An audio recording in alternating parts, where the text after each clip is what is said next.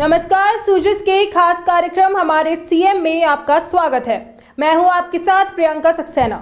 प्रदेश को नई दिशा और रफ्तार देने के संकल्प के साथ मुख्यमंत्री श्री भजनलाल शर्मा लगातार दौरे कर रहे हैं। इस क्रम में मुख्यमंत्री का अलवर दौरा विकास, जन सरोकार और जन कल्याण का सशक्त उदाहरण बनकर सामने आया है। अंतर्राष्ट्रीय स्तर की मैराथन से लेकर ग्रामीण उत्थान तक हर मंच पर मुख्यमंत्री की मौजूदगी ने सरकार की प्राथमिकताओं को स्पष्ट कर दिया है। Alwar tiger international half marathon के जरिए फिटनेस का संदेश दिया गया, तो वहीं 152 करोड़ की सौगातों से अलवर के विकास को नई रफ्तार मिली है। देखिए हमारी एक खास रिपोर्ट। मुख्यमंत्री श्री भजनलाल शर्मा लगातार प्रदेश का दौरा करते हुए सभी जिलों को बड़ी सौगातें दे रहे हैं। इसी कड़ी में वे अलवर पहुंचे, जहां विकास और जन कल्याण का संदेश साफ दिखाई दिया। एक ओर Alwar tiger international half marathon के जरिए फिट इंडिया मिशन, पर्यटन और टाइगर संरक्षण को नई पहचान मिली, तो वहीं दूसरी तरफ अलवर जिले को 152 करोड़ रुपए से अधिक के विकास कार्यों की सौगात दी गई। मुख्यमंत्री के इस दौरे ने अलवर को ऊर्जा और उत्साह से सराबोर कर दिया। मुख्यमंत्री ने रविवार सुबह अलवर के प्रताप ऑडिटोरियम से Alwar tiger international half marathon को फ्लैग ऑफ कर रवाना किया। अलवर सांसद खेल उत्सव के तहत आयोजित इस अंतर्राष्ट्रीय मैराथन में केंद्रीय पर्यावरण मंत्री श्री भूपेंद्र यादव, उप मुख्यमंत्री दिया कुमारी और वन मंत्री श्री संजय शर्मा भी उपस्थित रहे। कार्यक्रम में मैराथन के ब्रांड एम्बेसडर अभिनेता रणदीप हुड्डा की मौजूदगी ने सभी का उत्साह बढ़ाया। मैराथन में 21 किलोमीटर एलीट पुरुष एवं महिला वर्ग force run, open half marathon और 10 किलोमीटर ओपन दौड़ को फ्लैग ऑफ किया गया, जिसमें देश विदेश के धावकों ने भाग लिया। अल सुबह हल्की सर्द हवाओं के बीच हजारों की संख्या में उपस्थित प्रतिभागियों ने पूरे वातावरण को जोश और जुनून से भर दिया। शहरवासियों और युवाओं ने उत्साह और उमंग से मुख्यमंत्री का स्वागत किया। मुख्यमंत्री ने भी प्रतिभागियों का जोश बढ़ाया और अभिवादन स्वीकार किया। उन्होंने युवाओं के साथ सेल्फी भी ली। कार्यक्रम में हेलीकॉप्टर से प्रतिभागियों पर पुष्प वर्षा की गई। मैराथन में शामिल होने के बाद मुख्यमंत्री श्री भजनलाल शर्मा रामगढ़ क्षेत्र के ग्राम बहाला में पहुंचे। उन्होंने यहां आयोजित ग्रामोत्थान शिविर का अवलोकन किया। मुख्यमंत्री ने शिविर स्थल पर विभिन्न विभागों द्वारा लगाए गए स्टॉल्स का निरीक्षण किया और योजनाओं की प्रगति की जानकारी भी ली। इस दौरान उन्होंने पात्र लाभार्थियों को योजनाओं से जुड़े चेक, प्रमाण पत्र और विशेष योग्यजनों को इलेक्ट्रिक व्हील चेयर बांटी। शिविर में बड़ी संख्या में ग्रामीण जन उपस्थित रहे, जिन्होंने मौके पर ही विभिन्न सरकारी योजनाओं का लाभ लिया। ग्रामोत्थान शिविर के दौरान मुख्यमंत्री श्री भजनलाल शर्मा ने जनसभा स्थल पर पहुंचकर कार्यक्रम में भाग लिया। इस अवसर पर उन्होंने मनरेगा का जिक्र करते हुए विपक्ष पर जमकर निशाना साधा। मुख्यमंत्री ने कहा कि विधानसभा में ना तो सर्दी होती है और ना ही गर्मी, फिर मुंडासा बांधने का क्या मतलब है। किसान अपना सिर पर मुड़ासा कब बांधता है? या तो जब वो अपना सामान सिर पर ढक करके ले जाता है, वजन लेकर के जाता है, जब बांधता है, या गर्मी में बांधता है, या सर्दी में बांधता है। अरे भाई, विधानसभा में ना तो सर्दी है ना गर्मी है, फिर तो मुड़ासा क्यों बांध रहे हो ये तो बताओ। अरे मुड़ासा बांधने से किसान नहीं बनता। किसान खेत में काम करते हुए, खेती का काम देखते हुए, करते हुए जब जाके किसान को उसका अनुभव होता है, जो स्वयं खेती में काम करता है। अब इनकी देखिए, जब उनको मुड़ासा का ही नहीं पता तो इनको क्या पता है कि किसान के नरेगा का काम कब चलना चाहिए, कब नहीं चलना चाहिए।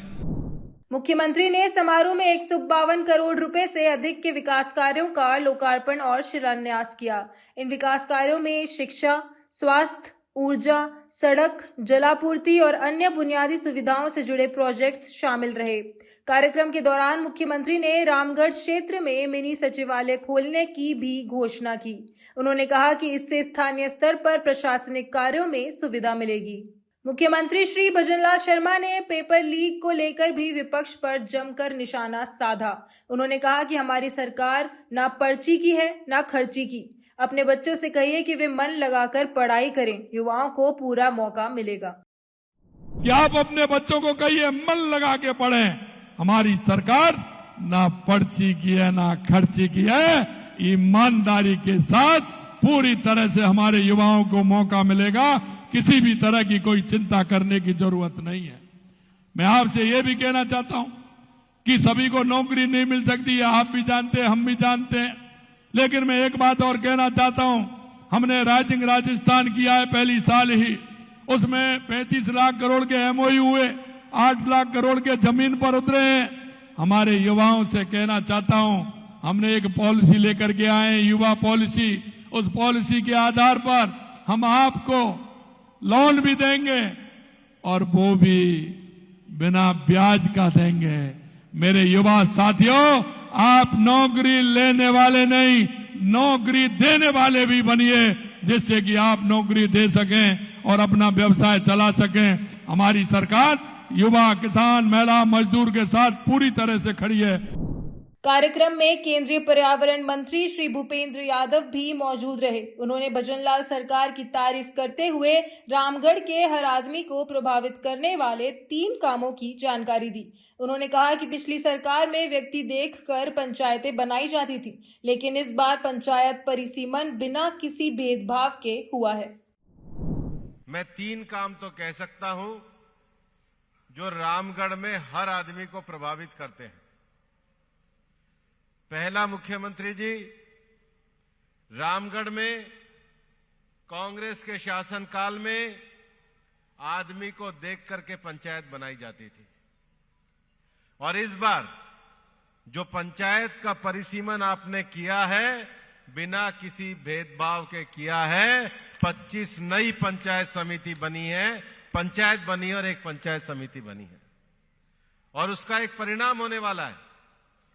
जिस तरीके से रामगढ़ में उपचुनाव में कांग्रेस का सुपड़ा साफ हुआ था, आने वाले पंचायत चुनाव में पूरे अलवर और रामगढ़ से कांग्रेस का सुपड़ा साफ होने वाला है।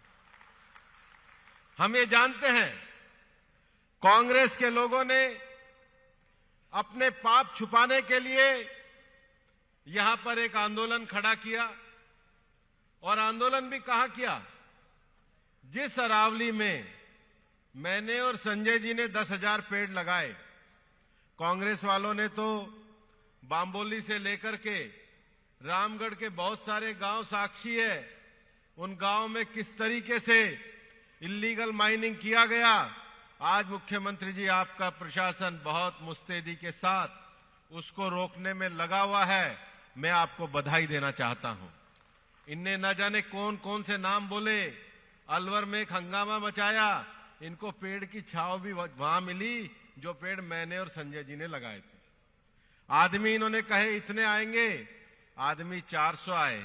और मुख्यमंत्री जी, आप जब आज सुबह अलवर में आए तो सुबह के 4 बजे प्रकृति, पेड़ और टाइगर से प्रेम जताने के लिए, संरक्षण के लिए 20,000 लोग आए, जो ये बताते हैं कि भारतीय जनता पार्टी में लोग कितना विश्वास करते हैं। तीसरा विषय, रामगढ़ में थानों में भेदभाव था। आज सुखवंत जी यहां पर आपके विधायक के नाते हैं, आप मुख्यमंत्री के नाते हैं, और ये रामगढ़ आपसे दूर नहीं है। आपकी अपनी छाया रामगढ़ के पे है, आपका ये क्षेत्र रहा है। आज रामगढ़ में पूरे तरीके से अमन और चैन का शासन है, सब लोग आराम से रहते हैं। कार्यक्रम को वन मंत्री श्री संजय शर्मा ने भी संबोधित किया। उन्होंने कहा कि मुख्यमंत्री के नेतृत्व में अलवर को रामजल सेतु लिंक परियोजना, महिला पॉलिटेक्निक कॉलेज और कन्या महाविद्यालय जैसी बड़ी सौगातें मिली हैं। कि चाहे बजट 2024-25 हो, जिसमें आपने अलवर शहर को बायोलॉजिकल पार्क की जो सौगात दी, जिसकी डीपीआर बनके पूरी हो चुकी है, और मेरा यह मानना है कि एनसीआर का सबसे बड़ा बायोलॉजिकल पार्क आपके आशीर्वाद से अलवर शहर के अंदर बनेगा। हमारी बहुत पुरानी मांग थी कि पॉलिटेक्निक कॉलेज तो हमारे अलवर शहर में है, लेकिन हमारी बहनों के लिए महिला पॉलिटेक्निक कॉलेज की आवश्यकता को देखते हुए आपने हमको महिला पॉलिटेक्निक कॉलेज दिया। ईआरसीपी जो राम सेतु जल परियोजना के नाम से जानी जाती है, जयसमंद बांध को उसको भरने के लिए आपने बजट का आवंटन किया। और सबसे ज्यादा खुशी की बात यह है कि चंबल अलवर धौलपुर परियोजना, जिसमें गत सरकार ने अलवर शहर को जोड़ा नहीं था, और माननीय सांसद महोदय ने और मैंने जब आपसे आग्रह किया तो आपने आगे बढ़कर के सहृदयता दिखाते हुए अलवर शहर को भी उस योजना से जोड़ने का काम किया। इसलिए मैं चाहूंगा कि जोरदार तालियों से माननीय मुख्यमंत्री जी का आप धन्यवाद ज्ञापित करें। चाहे वो सिलीसेट की परियोजना हो, जिसके लिए आपने 23 करोड़ का बजट आवंटन किया, आपने भाखेड़ा के लिए हमको पैसे दिए, नटनी के 12 से जयसमंद बांध किस प्रकार से भरे उसकी चिंता आपने करते हुए 40 करोड़ का बजट हमको आवंटन किया, और जो शिशु वार्ड था उस शिशु वार्ड को शिशु चिकित्सालय में क्रमोन्नत करने के लिए आपने बजट का आवंटन किया। शिवाजी पार्क जो प्राथमिक स्वास्थ्य केंद्र था उसको सामुदायिक स्वास्थ्य केंद्र में क्रमोन्नत किया। पॉलिटेक्निक महाविद्यालय में सीटों की आपने क्षमता वृद्धि करी, और जिले में मातृवन की स्थापना आपके नेतृत्व में हुई, और सिरस्का के इको सेंसिटिव जोन का काम हम बड़ी बखूबी से कर रहे हैं। साथ ही साथ मैं आपको धन्यवाद इस मायने में देना चाहूंगा कि अलवर में जो गौरी देवी महाविद्यालय है उसमें 5000 बेटियां शिक्षा प्राप्त करती हैं। बहुत पुरानी मांग थी, 1961 का वो कॉलेज बना हुआ था। हमारा शहर ही नहीं अपितु आसपास के विधानसभाओं की बेटियां उसमें आकर के शिक्षा का लाभ प्राप्त करती हैं। आपने बेटियों की आवाज को सुना, और उस आवाज को सुनकर के आपने एक नया कन्या महाविद्यालय दिया, जिसका विज्ञान नगर में बखूबी काम भी शुरू हो चुका है। अलवर में विकास कार्यों के लोकार्पण और लाभार्थियों को सीधे लाभ मिलने से शासन की सक्रियता साफ नजर आई। अलवर को मिली बड़ी सौगातों ने ये भी दिखाया कि सरकार का फोकस केवल घोषणाओं तक सीमित नहीं है, बल्कि योजनाओं को जमीनी स्तर पर लागू करने पर भी है। मुख्यमंत्री के इस दौरे ने स्पष्ट कर दिया कि अब अलवर के विकास में किसी प्रकार की कमी नहीं रहने दी जाएगी। हर व्यक्ति का कल्याण होगा, जिससे हर घर खुशहाल होगा। सूजस के खास कार्यक्रम हमारे सीएम में फिलहाल के लिए इतना ही। फिर मिलेंगे किसी और खबर के साथ। तब तक के लिए देखते रहिए सूजस समाचार। हमारे चैनल को लाइक, सब्सक्राइब और शेयर करना ना भूलें।